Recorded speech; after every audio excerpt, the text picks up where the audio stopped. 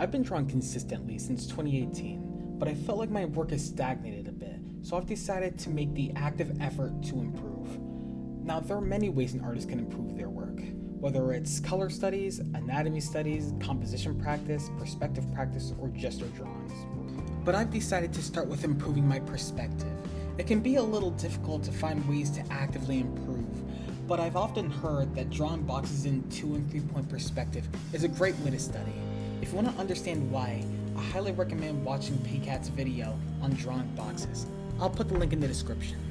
Starting off, I found drawing boxes in 2 point perspective fairly simple, but drawing in 3 point perspective was much harder. You see, I couldn't effectively visualize the vanishing points of these boxes, and started having the sides and corners fold in on itself, almost like a non-Euclidean shape.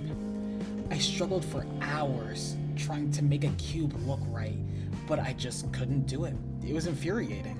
How could I, an artist of 6 years, be so stupid that I couldn't even draw a simple box? I felt like a failure, so I took a break. A few hours later, I returned feeling reinvigorated, and after another hour of drawing, I finally realized my mistake. I was accidentally creating too many vanishing points. You see, 3 point perspective only has 3 vanishing points, and I was creating 5, which explains the terrifying, unrecognizable shapes I was making. After realizing my mistake, I quickly gained a grasp of drawing boxes in 3 point perspective.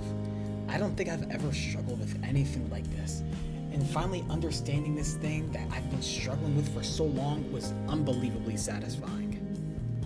Now, having an understanding of how perspective works isn't particularly useful if you never apply it to anything. That said, I decided to apply what I had learned to an actual character drawing, and my improvements in understanding of perspective proved quite useful. I actually began to understand where the head should be positioned, as well as how the clothing and the hair should curve around the body from a low angle perspective. I've always seen this in drawings like this, but I never truly understood why the clothes, hair, and head looked so different, at least not until now. I still have a few things to work on, like general anatomy, facial proportions, but I'm gonna take one step at a time. Either way, I think my application of perspective was generally successful.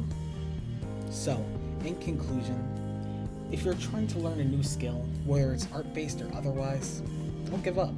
Struggling is a natural part of learning something new, but you will understand it if you keep at it. Just not as good as me.